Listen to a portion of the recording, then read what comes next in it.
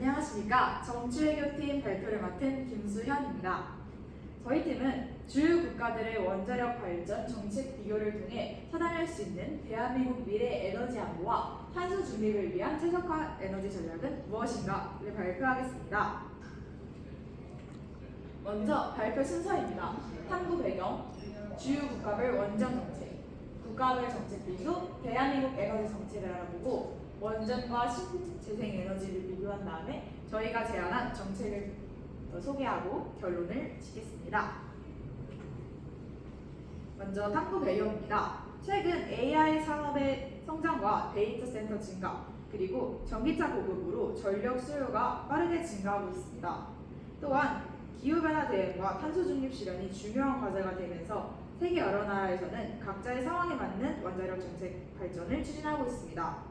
저희는 이러한 국가들의 정책을 비교하면 대한민국의 미래 에너지 정책에 필요한 방향을 찾을 수 있을 것이라고 생각하며 이번 탐구를 진행하게 되었습니다. 주요 국가별 원전 정책 먼저 발표하겠습니다. 일본입니다. 일본은 에너지 자원이 부족해 대부분의 에너지를 해외에서 수입하기 때문에 에너지 안보가 필요합니다. 후쿠시마 원전 사고 이후에는 원전 비중이 크게 줄었지만 최근에는 안정적인 전력 공급과 탄소 중립을 위해 원전 재가동과 원전 수명 연장을 추진하고 있습니다.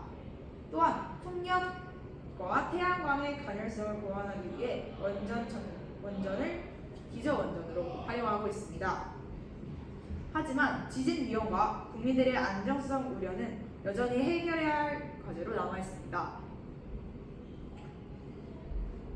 다음은 미국입니다. 미국은 세계에서 가장 많은 원전을 운영하고 있으며 AI 산업과 데이터 센터의 성장으로 전력 수요가 크게 증가하면서 원자력의 중요성이 다시 높아지고 있습니다. 이에 따라 인허가 절차를 간소화하고 SMR 같은 차세대 원전 개발에도 적극 투자를 하고 있습니다. 민간 기업의 참여를 통해 기술 혁신이 활발하다는 장점이 있지만 안정성과 전문 인력의 부족은 앞으로 해결해야 할 과제로 남아 있습니다. 다음은 중국입니다.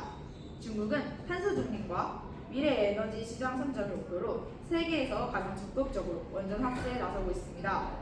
자체 기술인 화력 1호 확대를 하고 있으며 소형 원전과 같은 차세대 발전도 개발하고 있습니다. 하지만 미국과의 기술 경제와 부품 공급망은 앞으로 해결해야 할 과제로 남아 있습니다. 다음은 마지막으로 영국입니다. 영국은 러시아산 에너지 의존도를 줄이고 에너지 안보를 강화하기 위해 원전 확대를 추진을 적극적으로 운영하고 있습니다. 또한 SMR 개발과 민간 투자 확대의 건설 기간과 비용을 줄이고자 하였습니다. 그러나 노후 원전 해체 비용이 증가하고 있다는 점은 해결해야 할 과제로 남아 있습니다.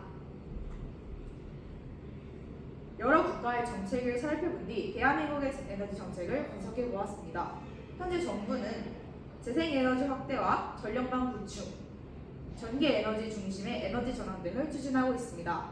또한 11차 전력 수급 기본 계획에서는 원전과 신재생 에너지를 함께 활용하는 무탄소 에너지를 체계를 목표로 하고 있습니다. 즉, 우리나라도 원전과 신재생 에너지를 어느 한쪽만 사용하기보다 함께 활용하는 방향으로 정책을 추진하고 있다는 점을 확인할 수 있었습니다. 다음으로 원전과 신재생 에너지를 비교해 보았습니다. 먼저 현실적 실행 가능성입니다. 원전은 24시간 안정적으로 전력을 공급할 수 있다는 장점이 있지만 건설에 오랜 시간이 걸리고 주민 수용성에 문제가 있습니다. 반면 신재생 에너지는 빠르게 설치할 수 있지만 날씨에 따라 발전량이 달라지는 간헐성과 부지 부족 문제가 있습니다. 다음은 경제성입니다. 현재 원전 발전의 단가는 비교적 저렴하지만 폐기물 처리와 원전 해체 비용이 추가될 수 있습니다. 반대로 신재생 에너지는 아직 초기 비용이 높지만 기술의 발전으로 발전 단가는 지속적으로 낮아지고 있습니다. 마지막으로 환경성입니다. 원전은 발전 과정에서 탄소를 거의 배출하지 않지만 방사성 폐기물이라는 큰 문제가 있습니다. 신재생에너지는 탄소 비율은 적지만 산림 훼손이나 해양 생태계 영향 같은 문제를 발생시킬 수 있습니다.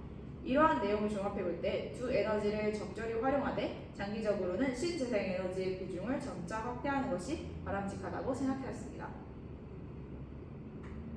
하지만 우리나라의 신재생에너지 확대에는 여러 문제가 존재합니다. 대표적으로 송전망 부족, 발전량의 간헐성, 주민 반대와 규제, 그리고 정권이 바뀔 때마다 달라지는 정책이 있습니다. 그 중에서도 저희는 주민의 반대가 가장 큰 문제라고 생각하였습니다. 실제로 전국의 절반이 넘는 지자체에서 태양광을 설치를 제한하고 있으며 주민들은 소음과 경관해소 등의 문제로 설치를 반대하고 있습니다. 설문조사에서도 주민의 반대가 가장 큰 요인으로 나타났습니다.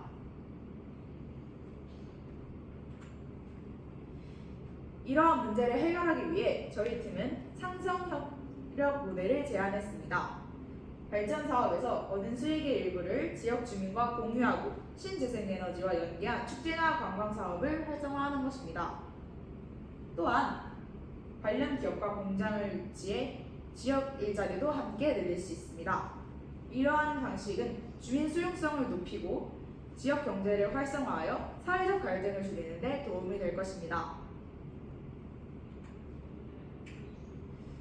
결론적으로 이번 탐구를 통해 원전과 신재생에너지는 각각의 장점이 있기 때문에 어느 하나만 선택하기보다는 서로 보완하며 활용하는 것이 정말 중요하다는 것을 알게 되었습니다.